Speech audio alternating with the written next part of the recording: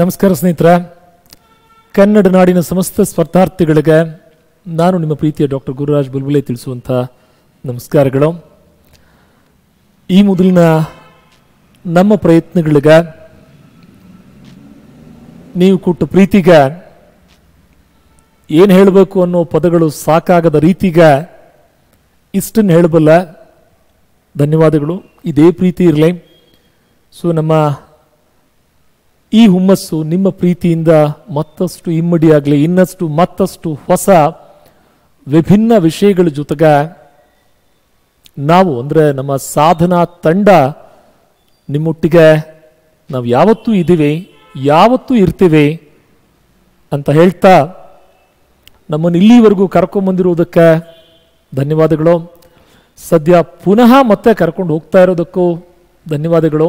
ಮುಂದೇನೂ ಕರ್ಕೊಂಡು ಹೋಗೇ ಹೋಗ್ತೀರಿ, ಅದಕ್ಕೂ ಕೂಡ ಧನ್ಯವಾದಗಳನ್ನು ತಿಳಿಸ್ತಾ ಹೇಳಿದ್ವಲ್ಲ, ನೀವು ತೋರಿಸಿರೋ ಪ್ರೀತಿಗೆ ಪದಗಳೇ ಸಾಲದು. ಅದ್ರ ಬಗ್ಗೆ ಏನೇ ಹೇಳಿದ್ರು, ಎಷ್ಟೇ ಹೇಳಿದ್ರು ಕಡಿಮೆ ಅಂತ ಹೇಳ್ತಾ ನಾನು ನಿಮ್ಮ ಪ್ರೀತಿಯ ಡಾಕ್ಟರ್ ಗುರುರಾಜ್ ಬುಲ್ಬುಲೆ ಇವತ್ತು ನಿಮ್ಮೊಟ್ಟಿಗೆ ಮತ್ತೊಂದು ಸಲ ಸಾಧನಾ ಕರಿಯರ್ ಅಕಾಡೆಮಿ ಯೂಟ್ಯೂಬ್ ಚಾನಲಲ್ಲಿ ಮೆಂಟಲ್ ಅಬಿಲಿಟಿಗೆ ಸಂಬಂಧಪಟ್ಟಂಥ ಹೊಸ ಪಾಠದ ಜೊತೆಗೆ ನಾನು ತಮ್ಮೊಟ್ಟಿಗಿದ್ದೇನೆ. ಇವತ್ತು ಚರ್ಚೆ ಮಾಡೋಕೆ ಹೊರಟಂಥ ಹೊಸ ಪಾಠ an interesting topic, blood relations, ರಕ್ತ ಸಂಬಂಧಗಳು ಅಂತ. ಪ್ರಾಯಶಃ ಬಹಳಷ್ಟು ಪುಸ್ತಕಗಳಲ್ಲೇ ಈ ಅಧ್ಯಾಯದ ಬಗ್ಗೆ ನಮ್ಮಲ್ಲಿ ಕೆಲವು ಗೊಂದಲಗಳಿದ್ದಾವೆ. ಪಾಠ ಸುಲಭವಾಗೇ ಇದೆ, ಬಟ್ ಗೊಂದಲಗಳು ಯಾಕೆ? ಯಾವತ್ತು ಹಾಗೇನೆ ಅದು. ಸಂಬಂಧಗಳು ತುಂಬ ಸೆನ್ಸಿಟಿವ್ ಆಗಿರ್ತವೆ. ರಿಯಲ್ ಲೈಫಲ್ಲಿ ನೋಡಿ, ನಾವೇನೋ ಹೇಳ್ತೀವಿ, ಅವ್ರೇನೋ ಅರ್ಥ ಮಾಡ್ಕೊಳ್ತಾರೆ, ಅವ್ರೇನೋ ಹೇಳ್ತಾರೆ, ನಾವೇನೋ ಅರ್ಥ ಮಾಡ್ಕೊಳ್ತೀವಿ. ಎಷ್ಟೋ ಸಲ ಅಪ್ಪ ಅಮ್ಮ ಹೇಳಿರೋದನ್ನ ತಪ್ಪಾಗಿ ಅರ್ಥ ಮಾಡ್ಕೊಳ್ಳಲ್ಲ ನಾವು. ಹಾಗೆ ಇಲ್ಲೂ ಕೂಡ ಪ್ರಶ್ನೆಯಲ್ಲಿರೋ ಪದ ಏನೋ ಹೇಳತ್ತ, ನಾವೇನೋ ಅರ್ಥ ಮಾಡ್ಕೊಳ್ತೀವಿ, ಮಾರ್ಕ್ ಬೇರೇನೋ ಮಾಡ್ತೀವಿ, ನಾವು ಮಾರ್ಕ್ ಬೇರೇನೋ ಮಾಡ್ತೀವಿ, ಕೀ ಆನ್ಸರ್ ಬೇರೇನೋ ಬರುತ್ತೆ. Isn't it? ತುಂಬ ಸಲ ರಕ್ತ ಸಂಬಂಧಗಳಲ್ಲೇ ಜನರೇಷನ್ ಗ್ಯಾಪ್ ಅನ್ನೋ ಪದ ಕೂಡ ಬಳಸ್ತೀವಿ ನಾವು. Isn't it? ನಾವು ನಮ್ಮ ಅಪ್ಪ ಅಮ್ಮ, ಅವ್ರ ಅಪ್ಪ ಅಮ್ಮ ಅಂದರೆ ಅಜ್ಜಿ ಅಜ್ಜಿ ತಾತ, ಅವ್ರ ಅಪ್ಪ ಅಮ್ಮ ಮುತ್ತಜ್ಜ ಮುತ್ತಜ್ಜಿ. ಸೊ ನಾವು ನಮ್ಮ ಬ್ರದರ್ ಮತ್ತು ಸಿಸ್ಟರ್ಸ್, ನಾವು ನಮ್ಮ ಅಪ್ಪ ಅಮ್ಮ ಅವರ ಬ್ರದರ್ ಮತ್ತು ಸಿಸ್ಟರ್ಸ್. ಹೀಗೆ ಇದ್ರ ಬಗ್ಗೆ ಸ್ವಲ್ಪ ಡೀಟೇಲ್ ಆಗಿ ಡಿಸ್ಕಸ್ ಮಾಡ್ತಾ ಬರೋಣವಾ? ಬನ್ನಿ. ಫಸ್ಟ್ ಆಫ್ ಆಲ್ ಈ ಅಧ್ಯಾಯದಲ್ಲೇ ನಮಗಿರುವಂಥ ಹಾಟ್ ಸ್ಪಾಟ್ ಏನು, ಗೊಂದಲಗಳೇನು ಅಂತ ನೋಡಿ ನಂತರ ಮಾತಾಡೋಣ. ಪೊಲೀಸ್ ಕಾನ್ಸ್ಟೇಬಲ್ ಎಕ್ಸಾಮ್ ಇಂದ ಹಿಡಿದು IAS ಡಿಸ್ಟ್ರಿಕ್ಟ್ ಕಮಿಷನರ್ ಎಕ್ಸಾಮಿನೇಷನ್ ವರ್ಗು, ಅದು ಬ್ಯಾಂಕ್ ಇರಲಿ, ರೈಲ್ವೆ ಇರಲಿ, SSC ಇರಲಿ, SSC GD ಕಾನ್ಸ್ಟೇಬಲ್ ಇರಲಿ, SDA ಇರಲಿ, FDA ಇರಲಿ, ಪರೀಕ್ಷೆ ಯಾವುದಾರ ಇರಲಿ, ರಕ್ತ ಸಂಬಂಧಗಳು ಅನ್ನೋ ಅಧ್ಯಾಯ it's A common topic for all these type of examinations. ಈ ಎಲ್ಲ ಪರೀಕ್ಷೆಗಳಲ್ಲಿಯೂ ಕೂಡ ಇದೊಂದು ಕಾಮನ್ ಟಾಪಿಕ್. ಈ ಅಧ್ಯಾಯದಿಂದ ಸಹಜವಾಗಿ ಸರ್ವೇ ಸಾಮಾನ್ಯವಾಗಿ ಪ್ರಶ್ನೆಗಳು ಬರ್ತವೆ. ಈ ಅಧ್ಯಾಯದಲ್ಲಿ ನಮಗಿರೋ ಗೊಂದಲ ಏನು, ಎಷ್ಟೋ ಸಾರಿ ಮ್ಯಾಗಝಿನ್ಸ್ ಅಲ್ಲಿ ಅವ್ರು ಕೊಟ್ಟಂತ ಕೀ ಆನ್ಸರ್ಗೂ ನಮ್ಮ ಕೀ ಆನ್ಸರ್ಗೂ ತುಂಬಾ ಮಿಸ್ ಮ್ಯಾಚ್ ಆಗ್ತದೆ. What is the reason? ನಾವು ಸರಿಯಾದ ಸನ್ನಿವೇಶಕ್ಕೆ ಸರಿಯಾದ ಪದಗಳನ್ನು ಬಳಸೋದಿಲ್ಲ. ಸಿ ಫಾರ್ ಎಕ್ಸಾಂಪಲ್, ಈಗ ನಾನು ಉತ್ತರ ಕರ್ನಾಟಕದಿಂದ ಬಂದಿದ್ದೇನೆ. ಸೊ ನಮ್ಮಲ್ಲೂ ಅಷ್ಟೇ ಈ ಸಂಬಂಧಗಳಲ್ಲಿ ತುಂಬ ಪಾಪ್ಯುಲರ್ ಆಗಿರೋ ಪದ ಮಾವ ಅಂತ.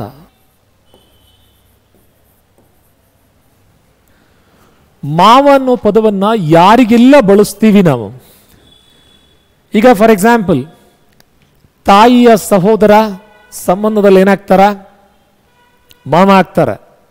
ಖಂಡಿತ ಅಲ್ಲ ಸ್ನೇಹಿತರ, ಸೋದರ ಮಾಮ ಆಗ್ತಾರ.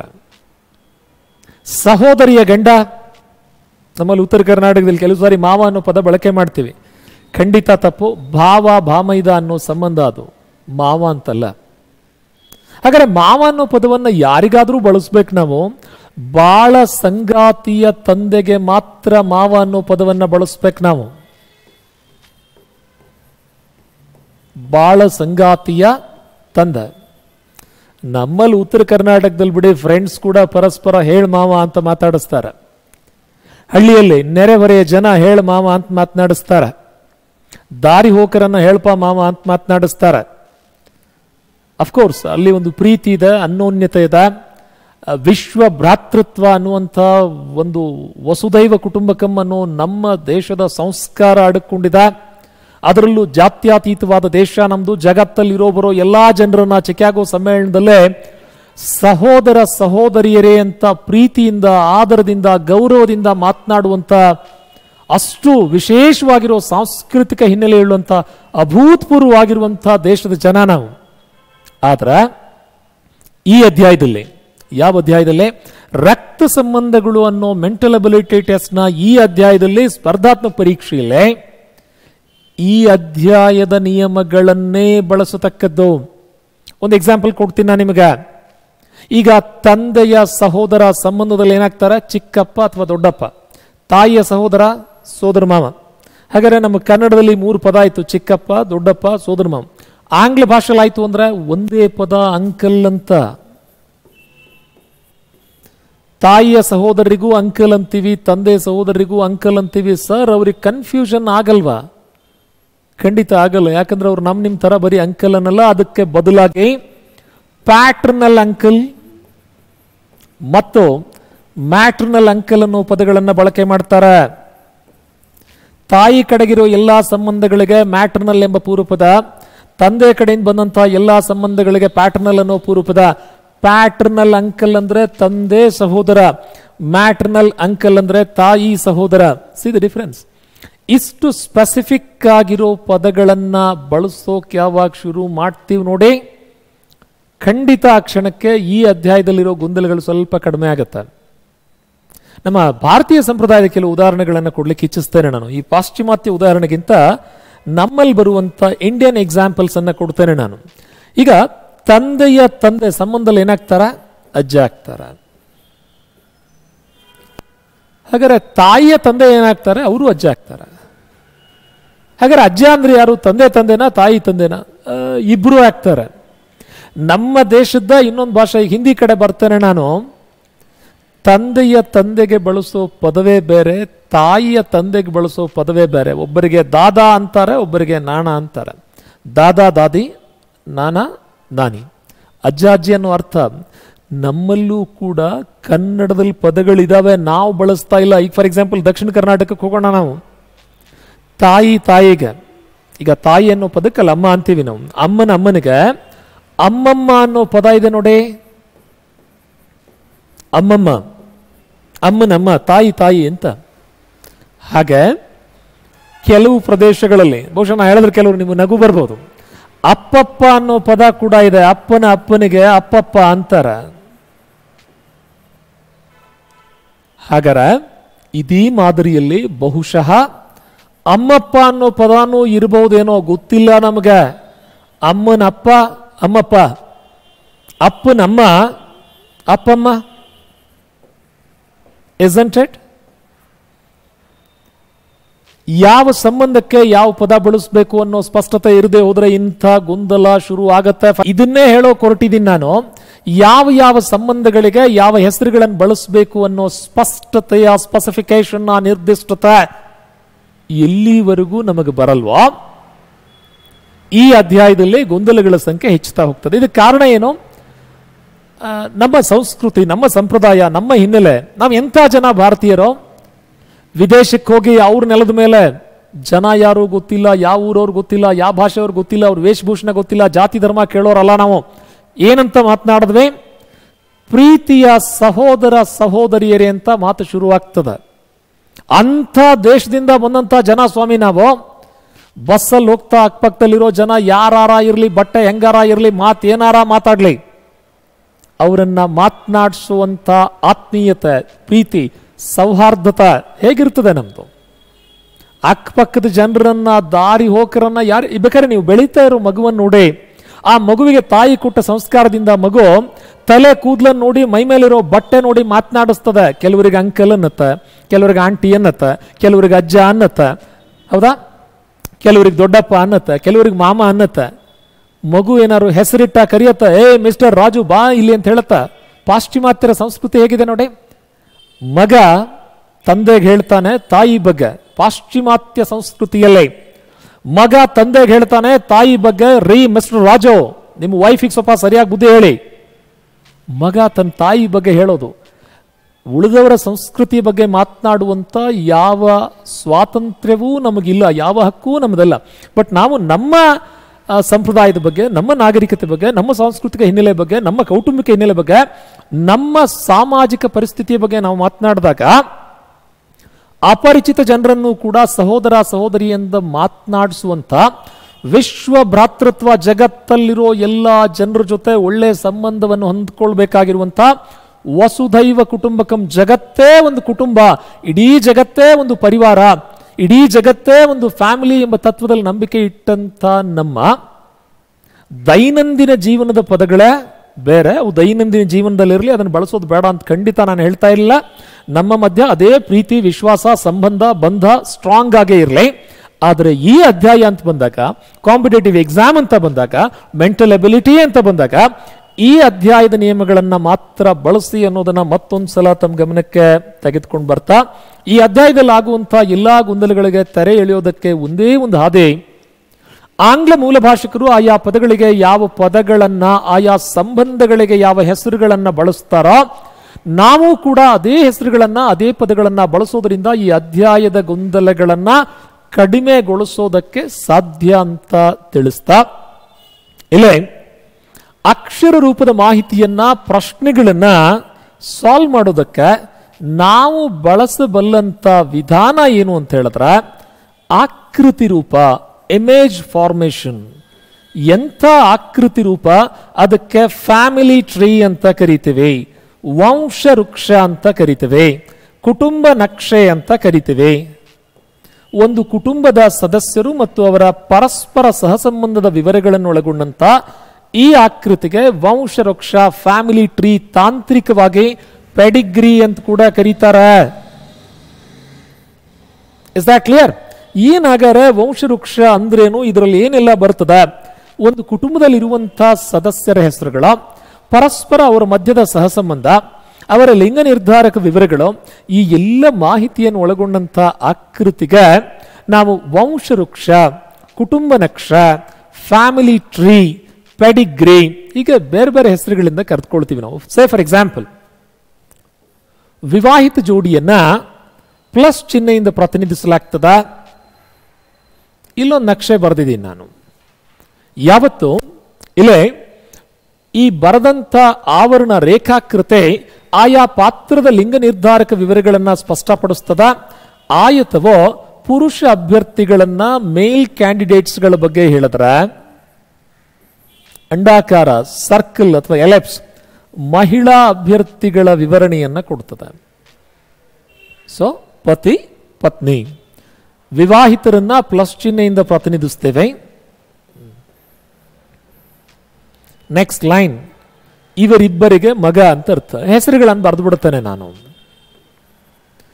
ಏರವರು ಬೀರವರ ಪತಿ, ಅಥವಾ ಬೀರವರು ಏರವರ ಮಡದಿ, ಅಥವಾ ಸೀರವರು ಏರವರ ಮಗ.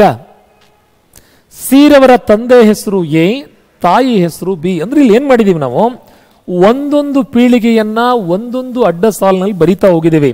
ಅಡ್ಡ ಸಾಲು ಬದಲಾಯಿತು ಅಂತ ಹೇಳಿದ್ರೆ ಪೀಳಿಗೆ ಬದಲಾಯಿತು ಅಂತ ಅರ್ಥ, ಜನರೇಷನ್ ಚೇಂಜ್ ಆಯಿತು ಅಂತ ಅರ್ಥ. ಎ ಮತ್ತು ಬೀರವರಿಗೆ ಸಿ, ಡಿ ಮತ್ತು ಇ ಎಂಬ ಮಕ್ಕಳಿದ್ದಾರೆ. ಇವರಲ್ಲಿ ಗಂಡು ಮಕ್ಕಳೆಷ್ಟು, ಹೆಣ್ಮಕ್ಳೆಷ್ಟು? ಸದ್ಯ ಹೇಳೋ ಪ್ರತಿಕ್ರಿಯೆ, ಕೊಡೋ ಉತ್ತರ ಅಪೂರ್ಣ ಮಾಹಿತಿ. ಯಾಕೇಳಿ, ಸಿ, ಡಿ ಅಥವಾ ಈರವರ ಲಿಂಗ ನಿರ್ಧಾರಕ ವಿವರಗಳ ಲಭ್ಯತೆ ಇಲ್ಲ ನೋಡಿ. ಯಾವಾಗ ಇದು ಲಭ್ಯ ಆಗತ್ತೆ ಆವಾಗ ಹೇಳ್ತೀವಿ ನಾವು. ಏರವರ ಮಗನ ಹೆಸರು ಸಿ. ಹಾಗಾದ್ರೆ ಡಿ ಮತ್ತು ಇ ಏನಾರು ಹೇಗೆ ಮಗಳಾಗ್ತಾರ ಗೊತ್ತಿಲ್ಲ. ಅಪೂರ್ಣ ಮಾಹಿತಿ. ಅಪೂರ್ಣ ಮಾಹಿತಿಯನ್ನು ವ್ಯಕ್ತಪಡಿಸೋದಕ್ಕೂ ರೇಖಾಕೃತಿ ಬಳಸ್ತೀವಿ ನಾವು. Incomplete information, inadequate data. ಇದ್ರ ಬಗ್ಗೆ ಪ್ರಶ್ನೆಯಲ್ಲಿ ಇನ್ನೂ ಮಾಹಿತಿ ಕೊಟ್ಟಿಲ್ಲ ಅಂತ ಅರ್ಥ. ಸರಿಯಾಗರ ಡಿ ಕೂಡ ಎ ಮತ್ತು ಬೀರವರ ಮಗನಾಗಿದ್ದಾರೆ. ಈರವರು ಎ ಬೀರವರ ಮಗಳಾಗಿದ್ದಾರೆ. ಎ ಮತ್ತು ಬಿ ಎಂಬ ದಂಪತಿಗಳಿಗೆ ಸಿ, ಡಿ ಮತ್ತು ಇ ಎಂಬ ಮಕ್ಕಳಿದ್ದು, ಅಥವಾ ಸಿ, ಡಿ ಮತ್ತು ಇ ಎಂಬ ಸಿಬ್ಲಿಂಗ್ಸ್ಗಳಿಗೆ. ಸಿಬ್ಲಿಂಗ್ ಅಂದ್ರೆ ಕನ್ನಡ ಅರ್ಥ ಏನಾಗತ್ತೆ ಸರ್? ಸಿಬ್ಲಿಂಗ್ಸ್, ಒಡ ಹುಟ್ಟಿದವರು ಅಂತ ಅರ್ಥ. ಸಹೋದರ ಆದರೂ ಆಗಿರಬಹುದು, ಸಹೋದರಿ ಆದರೂ ಆಗಿರಬಹುದು. ಸರಿಯಾದ ಪದಗಳನ್ನ ಸರಿಯಾದ ಸನ್ನಿವೇಶಕ್ಕೆ ಸರಿಯಾದ ಸಂದರ್ಭಕ್ಕೆ ನಿರ್ದಿಷ್ಟವಾಗಿ ಬಳಸಿದ್ದೇ ಆದಲ್ಲಿ ರಕ್ತ ಸಂಬಂಧಗಳು ಎಂಬ ಮೆಂಟಲ್ ಎಬಿಲಿಟಿ ಸೆಕ್ಷನ್ನ ಈ ಅಧ್ಯಾಯದ ದೋಷಗಳನ್ನ ಖಂಡಿತವಾಗಿ ಕಡಿಮೆ ಮಾಡೋಕೆ ಸಾಧ್ಯ ಅನ್ನೋದನ್ನ ನೆನಪಿಸ್ತಾ, ಸಿ ಮತ್ತು ಡಿ ಇಬ್ಬರು ಈರವರ ಸಹೋದರರಾಗಿದ್ದಾರೆ. ಹಾಗೆ ಈರವರು ಸಿ ಮತ್ತು ಡಿ ರವರ ಸಹೋದರಿಯಾಗಿದ್ದಾರೆ. ಅಥವಾ ಸಿ ಮತ್ತು ಎಫ್ ಇವರಿಬ್ಬರೂ ಕೂಡ ಪರಸ್ಪರ ವಿವಾಹಿತರಾಗಿದ್ದಾರೆ. It's a married couple. C ರವರ ಲಿಂಗ ನಿರ್ಧಾರಕ ವಿವರಗಳನ್ನು ಆಧಾರವಾಗಿಟ್ಕೊಂಡು ಎಫ್ ರವರ ಬಗ್ಗೆ ಮಾಹಿತಿ ಬರಿಬಹುದಾ? ಈಗ ನಕ್ಷೆ ಬಿಡಿಸೋ ಸ್ಕಿಲ್ ಅನ್ನ ಗಮನಿಸ್ತಾ ಇದ್ದೀರಿ. ಒಂದೇ ಪೀಳಿಗೆಗೆ ಸೇರಿದ ಸದಸ್ಯರ ಹೆಸರುಗಳನ್ನ ಒಂದು ಅಡ್ಡ ಸಾಲಿನಲ್ಲಿ ಮಾತ್ರ ಬರೀತೀವಿ. ಪೀಳಿಗೆ ಬದಲಾಯ್ತಾ ಅಡ್ಡ ಸಾಲು ಚೇಂಜ್ ಆಗ್ತದೆ, ಪೀಳಿಗೆ ಬದಲಾಯ್ತಾ ಅಡ್ಡ ಸಾಲು ಚೇಂಜ್ ಆಗ್ತದೆ. ಮೇಲ್ಮುಖವಾಗಿ ಹೋದಂತೆ ಸೀನಿಯರ್ಸ್ ದೊಡ್ಡವರು, ಹಿರಿಯರು ಸೀನಿಯರ್ಸ್ ಭೇಟಿಯಾಗ್ತಾರೆ. ವಿರುದ್ಧ ದಿಕ್ಕಲ್ಲಿ ದಕ್ಷಿಣದ ಕಡೆಗೆ ಬಂದಂತೆ ಕಿರಿಯರು ಚಿಕ್ಕವರು ಜೂನಿಯರ್ಸ್ ಭೇಟಿಯಾಗ್ತಾ ಬರ್ತಾರೆ. ಸರಿನಾ? ಉತ್ತರಕ್ಕೆ ಹೋದಂತೆ ಸೀನಿಯಾರಿಟಿ ಹೆಚ್ಚುತ್ತದೆ, ದಕ್ಷಿಣಕ್ಕೆ ಬಂದಂತೆ ಸೀನಿಯಾರಿಟಿ ಕಡಿಮೆ ಆಗ್ತದೆ. ಹಾಗಾದ್ರೆ ಜೀರವರು ಎ ಮತ್ತು ಬಿ ರವರಿಗೆ ಏನಾಗಬೇಕು? ಮೊಮ್ಮಗ ಆಗ್ತಾರ, ಮೊಮ್ಮಗಳು ಆಗ್ತಾರ?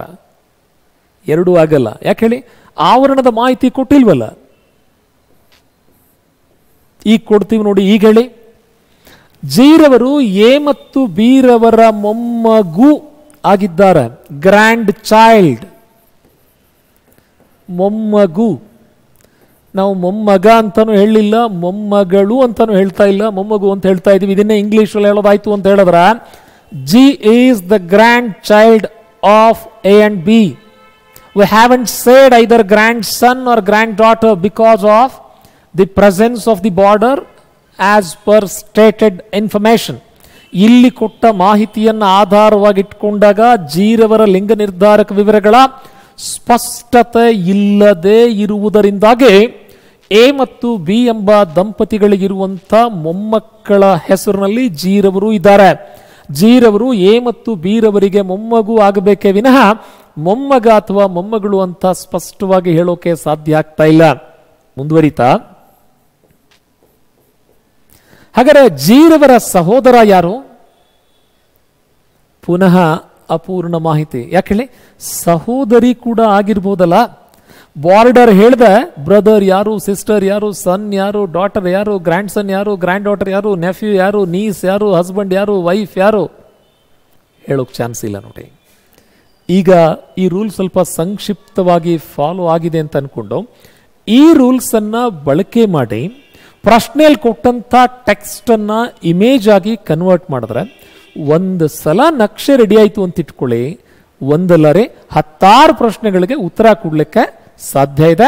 ಭಾರತೀಯರಾದ ನಮಗೆ ನಮ್ಮ ಸಂಸ್ಕೃತಿಯ ಬಗ್ಗೆ ತುಂಬಾ ಗೌರವ ಇದೆ, ಹೆಮ್ಮೆ ಇದೆ. ನಮ್ಮ ವಾಸ್ತವಿಕ ಜೀವನದಲ್ಲಿ ನಮ್ಮ ಸಮಾಜ ಒಪ್ಕೊಂಡಂತ ಸಾಮಾಜಿಕ ಪದ, ಸಾಮಾಜಿಕ ಸಂರಚನೆ, ಸಾಮಾಜಿಕ ಆ ರಿಲೇಷನ್ಸ್ ಏನಿದೆ ಹಾಗೆ ಇರಲಿ, ಅಲ್ಲದೇ ಪದೇ ಬಳಸ್ಕೊಳ್ಳೋಣ. ಆದ್ರೆ ಈ ಅಧ್ಯಾಯದಲ್ಲಿ ಮೆಂಟಲ್ ಎಬಿಲಿಟಿ ಎಕ್ಸಾಮ್ ಅಲ್ಲಿ, ಕಾಂಪಿಟೇಟಿವ್ ಎಕ್ಸಾಮ್ ಅಲ್ಲಿ, ಮೆಂಟಲ್ ಎಬಿಲಿಟಿ ಸೆಕ್ಷನ್ ಅಲ್ಲಿ ಈ ಅಧ್ಯಾಯಕ್ಕೆ ಸಂಬಂಧಪಟ್ಟಂತ ಪ್ರಶ್ನೆಗಳಿಗೆ ಉತ್ತರ ಕೊಡಬೇಕಾರೆ ಈ ವಿಷಯದ ನಿಯಮಗಳೇನಿದಾವೆ ಅದನ್ನು ಗಮನದೊಳಗಿಟ್ಕೊಂಡು ಉತ್ತರ ಕೊಡ್ತೀವಿ ಅನ್ನೋ ಯೋಚನೆ ಜೊತೆಗೆ ಉದಾಹರಣೆಗಳ ಮೂಲಕವೇ ಚರ್ಚೆ ಮಾಡ್ತಾ ಬರೋಣ. ಬನ್ನಿ. ಅವಿಭಕ್ತ ಕುಟುಂಬವೊಂದರಲ್ಲಿ ಅಂದ್ರೆ ಜಾಯಿಂಟ್ ಫ್ಯಾಮಿಲಿ ಎಂದರ್ಥ. ಅವಿಭಕ್ತ ಕುಟುಂಬವೊಂದರಲ್ಲೇ ತಂದೆ, ತಾಯಿ, 3 ವಿವಾಹಿತ ಗಂಡು ಮಕ್ಕಳು, ಓರ್ವ ಅವಿವಾಹಿತ ಮಗಳು ಇದ್ದಾರೆ. ಗಂಡ್ಮಕ್ಕಳಲ್ಲೇ ಇಬ್ಬರಿಗೆ 2 ಹೆಣ್ಮಕ್ಕಳಿದ್ದು ಒಬ್ಬರಿಗೆ ಒಬ್ಬ ಮಗ ಇದ್ದಾನೆ. ಹಾಗಾದ್ರೆ ಕುಟುಂಬದಲ್ಲಿರುವಂಥ ಒಟ್ಟು ಮಹಿಳೆಯರು ಎಷ್ಟು ಅಂತ ಪ್ರಶ್ನೆ. ಸಾಮಾನ್ಯವಾಗಿ ಎರವರು ಬಿಗೇನಾಗ್ತಾರೆ, ಬೀರವರು ಸಿಗೇನಾಗ್ತಾರೆ ಅನ್ನೋ ಮಾದರಿಯ ಪ್ರಶ್ನೆಗಳ ಜೊತೆಗೆ ಆ ಕುಟುಂಬದಲ್ಲಿರುವಂಥ ಪುರುಷರ ಸಂಖ್ಯೆ ಎಷ್ಟು, ಮಹಿಳೆಯರ ಸಂಖ್ಯೆ ಎಷ್ಟು, ಒಟ್ಟು ಸದಸ್ಯರ ಸಂಖ್ಯೆ ಎಷ್ಟು, ಹೀಗೆ ಕುಟುಂಬದ ಸದಸ್ಯರ ಸಂಖ್ಯೆಯ ಬಗ್ಗೆ ಕೂಡ ಪ್ರಶ್ನೆಗಳಿದೆ. ಅಥವಾ ಆ ಕುಟುಂಬದಲ್ಲಿರುವ ಸದಸ್ಯರ ವಿವರಗಳನ್ನ ನಕ್ಷೆ ರೂಪಕ್ಕೆ ವ್ಯಕ್ತಪಡಿಸಿದಾಗ ಯಾವ ರೀತಿಯ ನಕ್ಷೆ ರಚನೆ ಮಾಡೋಕ್ ಸಾಧ್ಯ ಅಂತ ಹೇಳಿ ನಕ್ಷಾ ರೂಪದ ಬಗ್ಗೆ ಕೂಡ ಪ್ರಶ್ನೆಗಳಿವೆ. ಅಥವಾ ಎರವರು ಬಿಗೇನಾಗ್ತಾರೆ, ಬೀರವರು ಸಿಗೇನಾಗ್ತಾರೆ ಎಂಬ ಸಂಬಂಧದ ಬಗ್ಗೆ ಕೂಡ ಪ್ರಶ್ನೆಗಳಿದಾವೆ. ಒಂದೊಂದಾಗಿ ಗಮನಿಸ್ತಾ ಬರೋಣ. ಅವಿಭಕ್ತ ಕುಟುಂಬ, ಜಾಯಿಂಟ್ ಫ್ಯಾಮಿಲಿಯಲ್ಲೇ ತಂದೆ ತಾಯಿ ಇದ್ದಾರೆ. ತಂದೆ ತಾಯಿ ಇವರಿಗೆ 3 ವಿವಾಹಿತ ಗಂಡು ಮಕ್ಕಳು, 3 ಜನ ಗಂಡ್ಮಕ್ಕಳು, 3 ವಿವಾಹಿತರು, 3 ಮದುವೆ ಆಗಿದೆ. ಜೊತೆಗದು ಅವಿಭಕ್ತ ಕುಟುಂಬ ಅಂದ್ರೆ ಎಲ್ಲರೂ ಒಟ್ಟಿಗೆ ಒಂದೇ ಮನೆಯಲ್ಲಿ ವಾಸವಾಗಿದ್ದಾರೆ ಅಂತ ಅರ್ಥ. ಹಾಗೆ 3 ಜನ ವಿವಾಹಿತ ಗಂಡು ಮಕ್ಕಳ ಜೊತೆ ಓರ್ವ ಅವಿವಾಹಿತ ಅಂದ್ರೆ ಅವಿವಾಹಿತ ಮಗಳು, ಅನ್ಮ್ಯಾರಿಡ್ ಡಾಟರ್ ಕೂಡ ಇದ್ದಾರೆ. ಒಬ್ಬ ಮಗಳಿಗೆ ಮದುವೆ ಆಗಿಲ್ಲ ಅಲ್ಲಿ. ಐ ಹೋಪ್ ಇಲ್ಲಿರೋ ಡೈಗ್ರಾಮ್ ಫಾಲೋ ಮಾಡ್ತಾ ಇದ್ರಿ ಅನ್ಕೊಳ್ತೇನೆ ನಾನು. ಇನ್ನು ಗಂಡ್ಮಕ್ಕಳಲ್ಲಿ ಯಾರಿಗೆ ಯಾವ ಕುಟುಂಬದ ಹಿರಿಯರಿದಾರೋ ಅವರನ್ನು ಗಮನದೊಳಗಿಟ್ಕೊಂಡು ಮಾತನಾಡ್ತಾ ಇದ್ದೀವಿ. ಈ ಹಿರಿಯರಿಗಿರುವಂಥ ಗಂಡ್ಮಕ್ಕಳಲ್ಲಿ ಇಬ್ಬರಿಗೆ, ಇವ್ರಿಗೆ ಒಟ್ಟು ಎಷ್ಟು ಜನ ಗಂಡ್ಮಕ್ಳಿದಾರ? 3 ಜನ ಗಂಡ್ಮಕ್ಳಿದಾರ. ಅದರಲ್ಲಿ ಇಬ್ಬರಿಗೆ 2 ಹೆಣ್ಮಕ್ಳು, ಇವರಿಗೆ 2 ಹೆಣ್ಮಕ್ಳು, ಅವರಿಗೂ 2 ಹೆಣ್ಮಕ್ಳು. ಸರಿನಾ? ಒಬ್ಬರಿಗೆ ಒಬ್ಬ ಮಗ ಇದ್ದಾನೆ, ಅಂದ್ರೆ ಇನ್ನೊಬ್ಬ ಯಾರು ಉಳಿದಿದ್ದಾರೆ ಅವರಿಗೆ ಒಬ್ಬ ಮಗ ಮಾತ್ರ ಇದ್ದಾನೆ. ಈಗ ನಕ್ಷೆ ಕಂಪ್ಲೀಟ್ ಆಯ್ತಾ? ಇನ್ನೊಂದ್ಸಾರಿ ಮ್ಯಾಪಿಂಗ್ ಅನ್ನ ರೀಡಿಫೈನ್ ಮಾಡ್ತಾನೆ, ಗಮನಿಸ್ತಾ ಬನ್ನಿ. ಇದೊಂದು ಅವಿಭಕ್ತ ಕುಟುಂಬ, ಜಾಯಿಂಟ್ ಫ್ಯಾಮಿಲಿ, ನ್ಯೂಕ್ಲಿಯರ್ ಫ್ಯಾಮಿಲಿ ಅಲ್ಲ, ಕೂಡು ಕುಟುಂಬ, ಒಟ್ಟಾಗಿ ಬಾಳು, ಕೂಡಿ ಬಾಳು ಅಂತ ಹೇಳ್ತೀವಲ್ಲ ಹಾಗೆ. ತಂದೆ ಇದ್ದಾರೆ, ತಾಯಿ ಇದ್ದಾರೆ. ಈ ದಂಪತಿಗಳಿಗೆ 3 ಜನ ಗಂಡ್ಮಕ್ಕಳಿದ್ದಾರೆ, 3 ಮದುವೆ ಆಗಿದೆ. ಅದನ್ನೇ ಏನಂತ ಪ್ರಶ್ನೆಯಲ್ಲಿ ಕೊಟ್ಟರವರು? 3 ವಿವಾಹಿತ ಗಂಡು ಮಕ್ಕಳು. ವಿವಾಹಿತರನ್ನ ಪ್ಲಸ್ ಚಿಹ್ನೆಯಿಂದ ಪ್ರತಿನಿಧಿಸ್ತೇವೆ. ಅದೊಂದು ಕೂಡು ಕುಟುಂಬ, ಕೂಡು ಕುಟುಂಬ, ಒಂದಾಗಿ ಬಾಳು, ಕೂಡಿ ಬಾಳು, ಒಟ್ಟಿಗೆ ಬಾಳು. ಸೊ ಹೀಗಾಗಿ ಅವರ ಜೊತೆ ಅವರ ಮಡದಿ ಕೂಡ ಇದ್ದಾರೆ. ಈ 3 ಜನ ಗಂಡ್ಮಕ್ಕಳ ಜೊತೆಗೆ ಈ ದಂಪತಿಗಳಿಗೆ ಒಬ್ಬರು ಅವಿವಾಹಿತ ಮಗಳೂ ಇದ್ದಾರೆ. ಈ 3 ಜನ ಗಂಡ್ಮಕ್ಳೇನು ಈ ದಂಪತಿಗಳಿದಾರೋ, ಮನೆ ಯಜಮಾನರಿಗೆ ಏನಿದಾರೋ 3 ಜನ ಗಂಡ್ಮಕ್ಳು, ಈ 3ರಲ್ಲಿ ಇಬ್ಬರಿಗೆ 2 ಹೆಣ್ಮಕ್ಳಿದ್ದು ಇನ್ನೊಬ್ಬರಿಗೆ ಒಬ್ಬ ಮಗ ಇದ್ದಾನೆ. ಇದಿಷ್ಟು ಪ್ರಶ್ನೆಯಲ್ಲಿ ಕೊಟ್ಟಂತ ಮಾಹಿತಿ. ಇದನ್ನು ಆಧಾರವಾಗಿ ಇಟ್ಕೊಂಡು ಕೇಳಿರೋ ಪ್ರಶ್ನೆ ಏನಿದೆ, ಹಾಗಾದ್ರೆ ಕುಟುಂಬದಲ್ಲಿರುವಂಥ ಒಟ್ಟು ಮಹಿಳೆಯರ ಸಂಖ್ಯೆ ಎಷ್ಟಿದೆ? Number 1, number 2, 3, 4, 5, 6, 7, 8, 9. ಕುಟುಂಬದಲ್ಲಿರುವಂಥ ಒಟ್ಟು ಮಹಿಳಾ ಸದಸ್ಯರ ಸಂಖ್ಯೆ ಎಷ್ಟು? 9. ಈಗ ಇನ್ನೊಂದು ಪ್ರಶ್ನೆ ಆ್ಯಡ್ ಮಾಡ್ತೇನೆ ನಾನು. ಕುಟುಂಬದಲ್ಲಿ ಪುರುಷರು ಎಷ್ಟಿದಾರ ಅಂತ ನೋಡೋದಾಯ್ತು ಅಂತ ಹೇಳಿದ್ರೆ, ಕುಟುಂಬದಲ್ಲಿರುವಂಥ ಪುರುಷರು ನಂಬರ್ 1, ನಂಬರ್ 2, 3, 4, 5. ಕುಟುಂಬದಲ್ಲಿರುವಂಥ ಪುರುಷರ ಸಂಖ್ಯೆ ಎಷ್ಟಿದೆ? ಇದರರ್ಥ ಆ ಕುಟುಂಬದಲ್ಲಿರುವಂಥ ಒಟ್ಟು ಸದಸ್ಯರ ಸಂಖ್ಯೆ 1, 2, 3, 4, 5, 6, 7, 8, 9, 10, 11, 12, 13, 14. ಒಟ್ಟು ಎಷ್ಟು ಜನ ಇದ್ದಾರೆ? 14 ಜನ ಇದ್ದಾರೆ. ನಮಗೆ ಒಂದನೇದ್ದು ಈ ಮಾದರಿಯ ಪ್ರಶ್ನೆಗಳನ್ನ ಪರೀಕ್ಷೆಯಲ್ಲಿ ಕೇಳ್ತಾ ಇದ್ದಾರೆ, ಅದು ಮೊದಲನೇ ವಿಷಯ.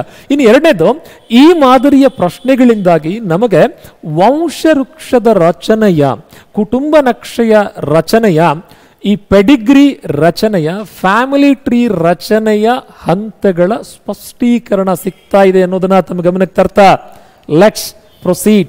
ಈ ಮಾದರಿಯ ಮತ್ತಷ್ಟು ಪ್ರಶ್ನೆಗಳನ್ನ ಗಮನಿಸ್ಕೊಂಡ್ವಾ?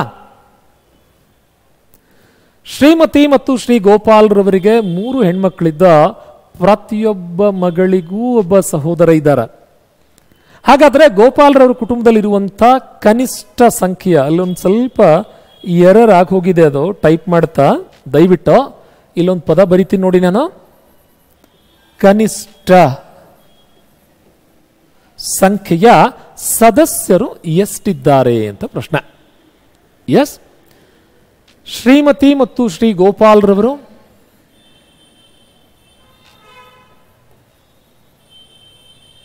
ಶ್ರೀಮತಿ ಮತ್ತು ಶ್ರೀ ಗೋಪಾಲ್ರವರಿಗೆ ಇರುವಂಥ ಹೆಣ್ಮಕ್ಕಳ ಸಂಖ್ಯೆ 1, 2, 3. 3 ಜನ ಹೆಣ್ಮಕ್ಳ ಜೊತೆಗೆ ಪ್ರತಿಯೊಬ್ಬ ಮಗಳಿಗೂ ಒಬ್ಬ ಸಹೋದರ, ಇವರಿಗೊಬ್ಬ ಸಹೋದರ, ಅವರಿಗೊಬ್ಬ ಸಹೋದರ, ಇವರಿಗೂ ಒಬ್ಬ ಸಹೋದರ. ಅಲ್ಲ ರೀ, ಇವರ ಸಹೋದರ ಅವರಿಗೇನ್ರಿ ಆಗ್ಬೇಕು? ಸಹೋದರ ತಾನೇ ಆಗ್ಬೇಕು. ಸೇ ಫಾರ್ ಎಕ್ಸಾಂಪಲ್, ಈಗ ನಮ್ಮಲ್ಲಿ ಉತ್ತರ ಕರ್ನಾಟಕದಲ್ಲಿ ತುಂಬ ಪಾಪ್ಯುಲರ್ ಆಗಿರೋ ಒಂದು ಬಾಯಿ ಲೆಕ್ಕ ಇದೆ. ಏನು ಗೊತ್ತಾ? 1 ದನ ಕಾಯ್ಲಿಕ್ಕೆ 1 ಬಡಿಗೆ ಬೇಕು ಅಂತಾದರೆ 10 ದನ ಕಾಯ್ಲಿಕ್ಕೆ ಎಷ್ಟು ಬಡಿಗೆ ಬೇಕು ಅಂತ. 10 ದನ ಕಾಯ್ಲಿಕ್ಕೆ ದನ ಕಾಯೋ ಒಬ್ಬ ವ್ಯಕ್ತಿಗೆ 1 ಬಡಿಗೆ ಸಾಕಾಗತ್ತಲ್ಲ. ಅಥವಾ ಒಬ್ಬ ವಿದ್ಯಾರ್ಥಿಗೆ ಪಾಠ ಮಾಡಲಿಕ್ಕೆ ಒಬ್ಬ ಮೇಸ್ಟ್ರು ಬೇಕು ಅಂತಾದರೆ 10 ಜನರಿಗೆ ಪಾಠ ಮಾಡಲಿಕ್ಕೆ ಒಬ್ಬರೇ ಮೇಸ್ಟ್ರು ಸಾಕಾಗ್ತಾರೆ. ಯಾಕೆ ಹೇಳಿ? 10 ಜನ ಕಲಿಕಾಕಾರರನ್ನ ಒಂದೇ ಕೊಠಡಿ ಒಳಗಡೆ ಕೂಡಿಸಿ ಏಕಕಾಲಕ್ಕೆ ಒಬ್ಬ ವ್ಯಕ್ತಿ ಪಾಠ ಮಾಡಬಹುದಲ್ವಾ? ಅದೇ ಮಾದರಿಯ ಪ್ರಶ್ನೆ ರೀ. ಇವರ ಸಹೋದರ ಅವರಿಗೂ ಸಹೋದರ ತಾನೇ ಆಗ್ಬೇಕು. ಅದು ಬಿಟ್ಟು ಇವ್ರ ಸಹೋದರ ಬೇರೆ ಅವ್ರ ಸಹೋದರ ಬೇರೆ ಅನ್ನೋದಕ್ಕೆ ಇವ್ರ ಅಪ್ಪ ಅಮ್ಮ ಬೇರೆ ಇದ್ದು ಅವ್ರ ಅಪ್ಪ ಅಮ್ಮ ಬೇರೆನಾ ಇದ್ದಾರೆ? ಇವರೆಲ್ಲ ಪರಸ್ಪರ ಸಿಬ್ಲಿಂಗ್ಸ್ ತಾನೆ, ಒಡ ಹುಟ್ಟಿದವ್ರು ತಾನೆ, ಒಂದೇ ಅಪ್ಪ ಅಮ್ಮನ ಮಕ್ಕಳು ತಾನೆ. ಹಾಗಿದ್ದಾಗ ಇವ್ರ ಸಹೋದರ ಅವ್ರಿಗೂ ಸಹೋದರ, ಇವರಿಬ್ಬರ ಸಹೋದರ ಅವರಿಗೂ ಕೂಡ ಸಹೋದರ ಆಗಿರ್ತಾರೆ ಅನ್ನೋದನ್ನ ಪರಿಗಣಿಸಿ ಈ ಕುಟುಂಬದಲ್ಲಿರುವಂತಹ ಸದಸ್ಯರ ಕನಿಷ್ಠ ಸಂಖ್ಯೆ 1 2 3 4 5 6. ಸಪೋಸ್ ಒಂದು ವೇಳೆ ಅವರು ಕನಿಷ್ಠ ಅನ್ನೋ ಪದ ಕೊಡದೆ ಹೋದ್ರೂ ಕೂಡ ಇದನ್ನೇ ಉತ್ತರವಾಗಿ ಪರಿಗಣಿಸ್ತೇವೆ. Is that clear? ಸೊ ಈ ಮೊದಲಿನ ಪ್ರಶ್ನೆ ಮತ್ತು ಪ್ರಸ್ತುತ ಪ್ರಶ್ನೆಯಲ್ಲಿ ನಾವು ಕಲ್ತ್ಕೊಂಡಿದ್ದೇನು ಅಂತ ಹೇಳಿದ್ರೆ, ರಕ್ತ ಸಂಬಂಧಗಳು ಅಧ್ಯಾಯದ ಪ್ರಶ್ನೆಗಳನ್ನ ಶಾಬ್ದಿಕವಾಗಿ ಕೊಟ್ಟಿರೋದನ್ನ ಆಕೃತಿ ರೂಪದಲ್ಲಿ, ನಕ್ಷೆ ರೂಪದಲ್ಲೇ ವ್ಯಕ್ತಪಡಿಸುವ ಶೈಲಿ ಹೇಗೆ ಅಂತ ಕಲ್ತ್ಕೊಂಡಿದ್ದೀವಿ. ಇದೇ ವಿಧಾನವನ್ನ ಮುಂದುವರಿಸ್ತಾ ಈ ಮಾದರಿ ಪ್ರಶ್ನೆ ನೋಡೋಣ.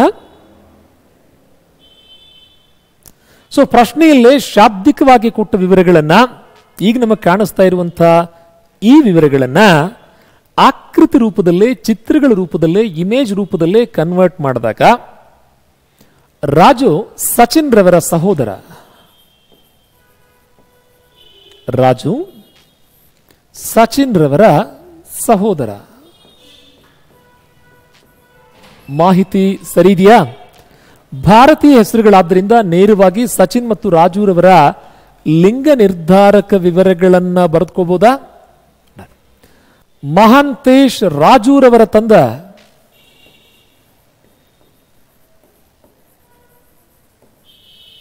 ಮಹಾಂತೇಶ್ ರಾಜುರವರ ತಂದ.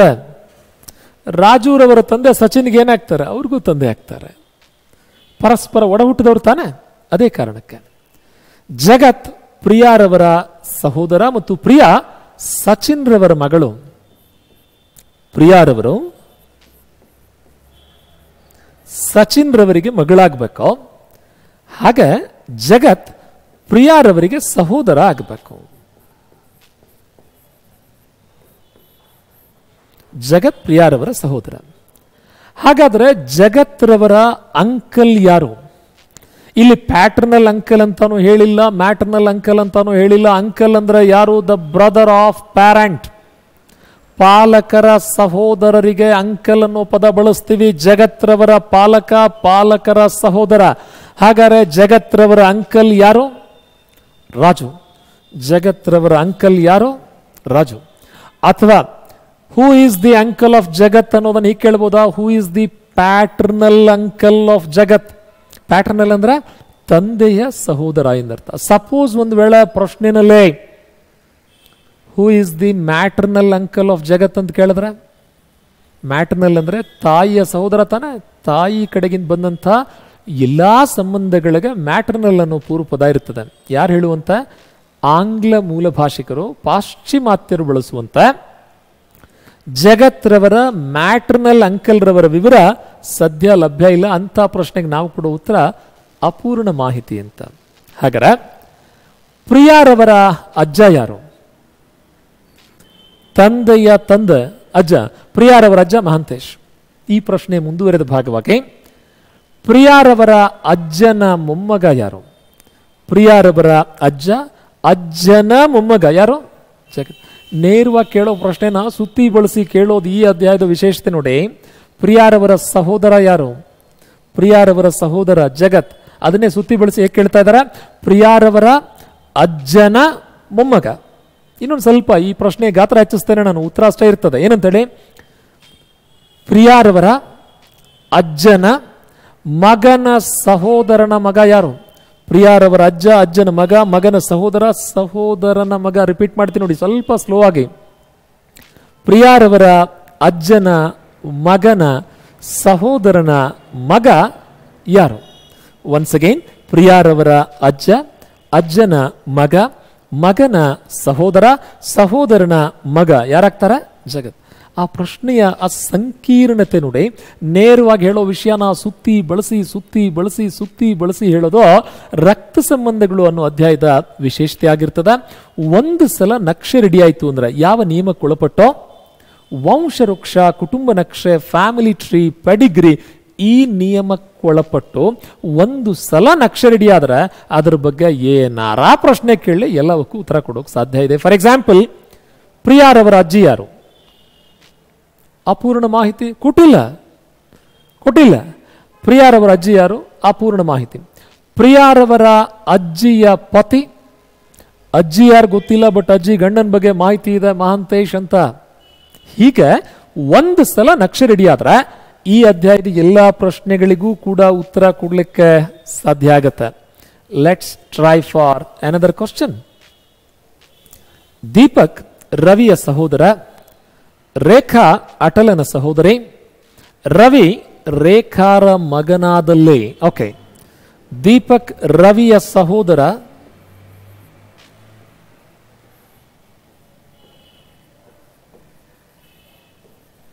ದೀಪಕ್ ರವಿಯ ಸಹೋದರ ಬರಿಬೋದಾ? ಭಾರತೀಯ ಹೆಸರುಗಳು, ಪ್ರಾದೇಶಿಕ ಹೆಸರುಗಳು, ಪರಿಚಿತ ಹೆಸರುಗಳು. ರವಿ ರೇಖಾರವರ ಮಗ, ರವಿ ರೇಖಾರವರ ಮಗ. ದೀಪಕ್ ರವಿ ಸಹೋದರ. ಇನ್ನು ಉಳಿದಂತ ಒಂದು ಮಾಹಿತಿ, ರೇಖಾ ಅಟಲ್ ರವರ ಸಹೋದರಿ.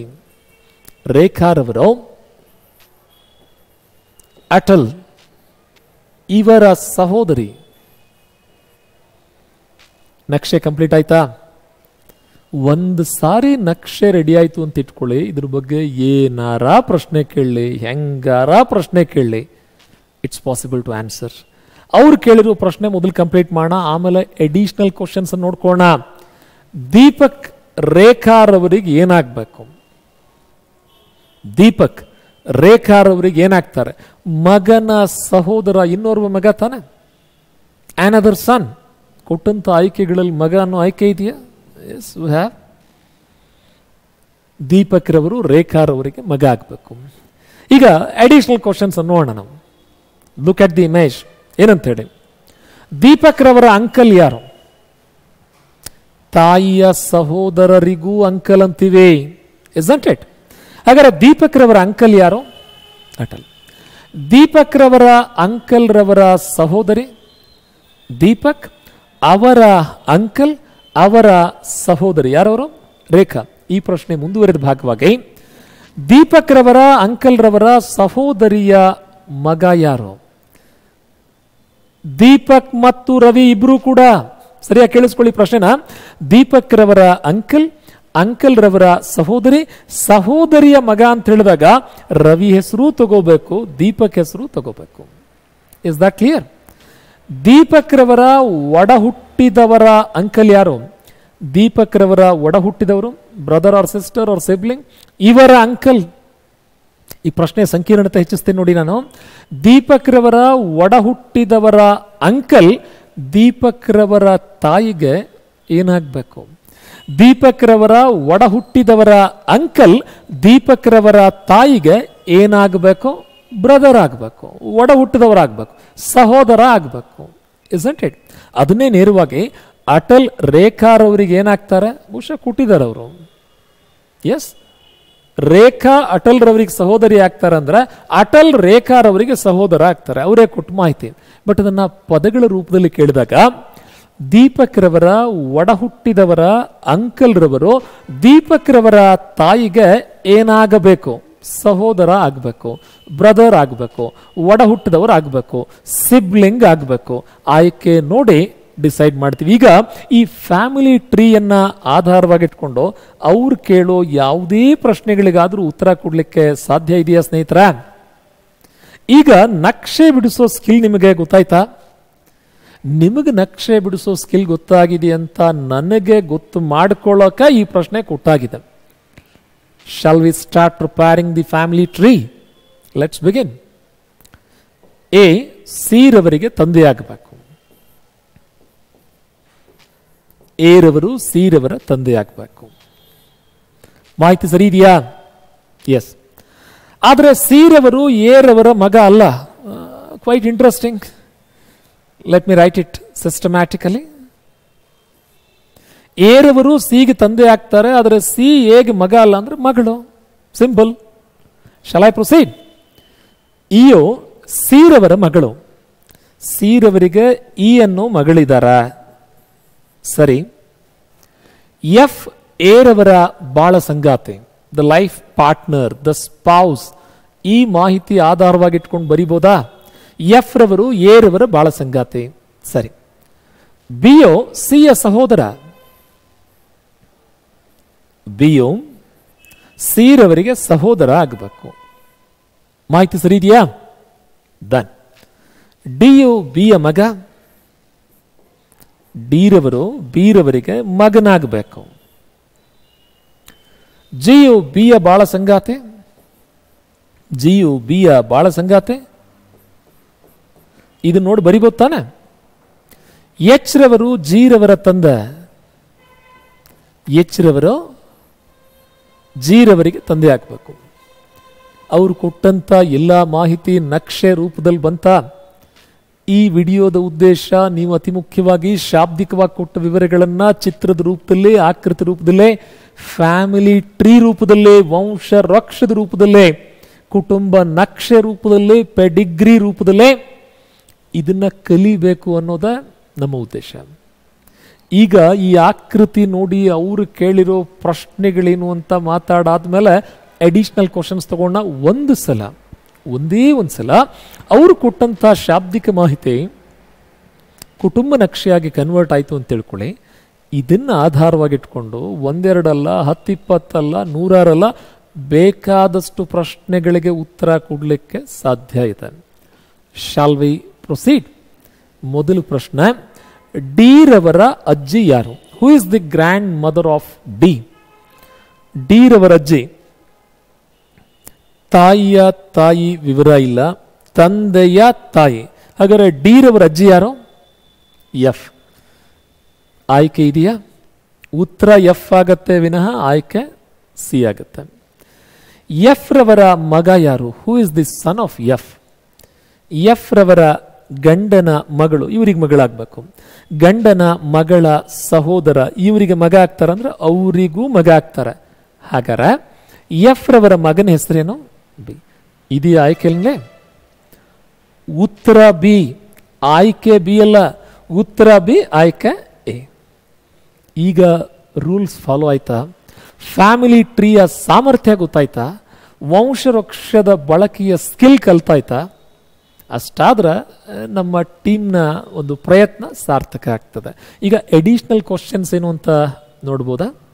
ಎಸ್. ಈರವರ ಅಜ್ಜಿ ಯಾರು? ಈರವರ ಅಜ್ಜಿ ಎಫ್. ಸ್ವಲ್ಪ ಈ ನಕ್ಷೆ ನೋಡ್ತಾ ಬನ್ನಿ, ಅಂದ್ರೆ ನಕ್ಷೆ ಬಿಡಿಸೋ ಸ್ಕಿಲ್ಲನ್ನು ರೂಢಿ ಮಾಡೋ ಶೈಲಿ ಹೇಗಿರ್ತದೆ ನೋಡಿ. ಈರವರ ಅಜ್ಜಿಯ ಪತಿ. ಈರವರ ಅಜ್ಜಿ, ಅಜ್ಜಿಯ ಪತಿ ಯಾರು? ಎ. ಮುಂದುವರಿತಾ, ಈರವರ ಅಜ್ಜಿಯ ಪತಿಯ ಮಗಳು ಇ. ಈರವರ ಅಜ್ಜಿ, ಅಜ್ಜಿಯ ಪತಿ, ಪತಿಯ ಮಗಳು ಯಾರಾಗ್ತಾರ? ಸಿ. ಈ ಪ್ರಶ್ನೆ ಮುಂದುವರಿದ ಭಾಗ. ಈರವರ ಅಜ್ಜಿಯ ಪತಿಯ ಮಗಳ ಸಹೋದರ ಯಾರು? ಈರವರ ಅಜ್ಜಿ ಎಫ್. ಎಫ್ ರವರ ಪತಿ ಎ. ಎರವರ ಮಗಳು ಸಿ. ಸಿಯ ಸಹೋದರ ಯಾರಾಗ್ತಾರ? ಇದನ್ನ ಎಲ್ಲ ಸೇರಿಸಿ ಪ್ರಶ್ನೆ ರಚನೆ ಮಾಡೋ ಶೈಲಿ ಹೇಗಿದೆ ನೋಡಿ. ಈರವರ ಅಜ್ಜಿಯ ಪತಿಯ ಮಗಳ ಸಹೋದರ ಯಾರು ಅಂತ ಪ್ರಶ್ನೆ. ಮುಂದುವರಿತಾ, ಈರವರ ಅಜ್ಜಿಯ ಪತಿಯ ಮಗಳ ಸಹೋದರನ ಮಡದಿಯ ಮಗ ಯಾರು? ಸ್ವಲ್ಪ ನಿಧಾನವಾಗಿ ಹೇಳ, ಇನ್ನೊಂದ್ಸಾರಿ ರಿಪೀಟ್ ಮಾಡ್ತೀನಿ ನೋಡಿ. ಈರವರ ಅಜ್ಜಿಯ ಪತಿಯ ಮಗಳ ಸಹೋದರನ ಮಡದಿಯ ಮಗ ಯಾರು ಅಂತ. ವಂಡರ್ಫುಲ್, ಸರಿಯಾದ ಉತ್ತರ. ಕರೆಕ್ಟಾಗಿ ಅಬ್ಸರ್ವ್ ಮಾಡ್ಕೊಳ್ತಾ ಇದ್ರಿ. ಈರವರ ಅಜ್ಜಿ, ಅಜ್ಜಿಯ ಪತಿ, ಪತಿಯ ಮಗಳು, ಮಗಳ ಸಹೋದರ, ಸಹೋದರನ ಮಡದಿ, ಮಡದಿಯ ಮಗ ಯಾರಾಗ್ತಾರೆ? ಡಿ ಆಗ್ತಾರೆ. ಇನ್ನೊಂದ್ಸರಿ ರಿಪೀಟ್ ಮಾಡ್ತೀನಿ ನೋಡಿ ಇದೇ ಪ್ರಶ್ನೆನ. ಈರವರ, ನಿಧಾನವಾಗಿ ಕೇಳಿಸ್ಕೊಳ್ಳಿ, ಈರವರ ಅಜ್ಜಿಯ ಪತಿಯ ಮಗಳ ಸಹೋದರನ ಮಡದಿಯ ಮಗ ಈರವರಿಗೆ ಏನಾಗಬೇಕು? ರಿಪೀಟ್ ಮಾಡ್ತೀನಿ ನೋಡಿ ಪ್ರಶ್ನೆ, ನಿಧಾನವಾಗಿ ಕೇಳಿಸ್ಕೊಳ್ಳಿ. ಈರವರ ಅಜ್ಜಿಯ ಪತಿಯ ಮಗಳ ಸಹೋದರನ ಮಡದಿಯ ಮಗ ಈರವರಿಗೆ ಏನಾಗಬೇಕು? ಖಂಡಿತ ಅಲ್ಲ, ಕಸಿನ್ ಆಗಬೇಕು. ಸಹೋದರ ಸಹೋದರಿ ಅಂತ ಹೇಳಲಿಕ್ಕೆ ಇವರಪ್ಪ ಅಮ್ಮನೆ ಬೇರೆ ರೀ, ಅವರಪ್ಪ ಅಮ್ಮನೆ ಬೇರೆ ರೀ. ನೇರ ರಕ್ತ ಸಂಬಂಧಗಳಿರದ ಅಣ್ಣ ತಮ್ಮ, ಅಕ್ಕ ತಂಗಿ, ಸಹೋದರ ಸಹೋದರಿ ಪದಗಳನ್ನು ಬಳಸುವಂತಿಲ್ಲ. ಆ ಪದಗಳು ನಮ್ಮ ವಾಸ್ತವಿಕ ಜೀವನದಲ್ಲಿ ಭಾರತೀಯರ ಉದಾತ್ತ ಹೃದಯ ಶ್ರೀಮಂತಿಕೆಯಲ್ಲಿ ಜಗತ್ತಲ್ಲಿರೋ ಬರೋ ಎಲ್ಲ ಜನ ನಮ್ಮವರು. ನಮ್ಮಲ್ಲಿ ನೋಡಿ ಬೇಕಾದ್ರೆ ನೀವು ಸೇ ಫಾರ್ ಎಕ್ಸಾಂಪಲ್ ಸಾವಿತ್ರಿ ಅನ್ನೋ ಹೆಸರಿತ್ತು ಅಂತ ಹೇಳಿದ್ರೆ ನಮ್ಮ ಜನ ಮಾತನಾಡಿಸೋ ಶೈಲಿ ಗೊತ್ತಾ? ಸಾವಿತ್ರಿವ್ವ ಅಂತಾರೆ. ಹೆಸರಿನ ಅಂತ್ಯಕ್ಕೆ ಅವ್ವ ಅನ್ನೋ ಸಂಬಂಧದ ಬೆಸುಗೆ ಇರ್ತದೆ ನೋಡಿ.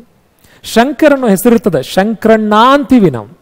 ಹೆಸರಿನ ಅಂತ್ಯಕ್ಕೆ ಅಣ್ಣ ಅನ್ನೋ ಸಂಬಂಧದ ಬೆಸುಗೆ. ನಮ್ಮ ದೇಶ ರೀ, ನಮ್ಮ ನಾಡು, ನಮ್ಮ ಮನೆ, ನಮ್ಮ ಅಪ್ಪ ಅಮ್ಮ ನಮಗೆ ಕಲಿಸ್ಕೊಟ್ಟಂಥ ಅದ್ಭುತವಾದ ಕೊಡುಗೆ ನಮಗೆ ತಲೆತಲಾಂತರದಿಂದ ಬಂದಂಥದ್ದು ಏನು ಅಂತ ಹೇಳಿದ್ರೆ ಅತಿಥಿ ದೇವೋಭವ ವಸುದೈವ ಕುಟುಂಬಕಂ.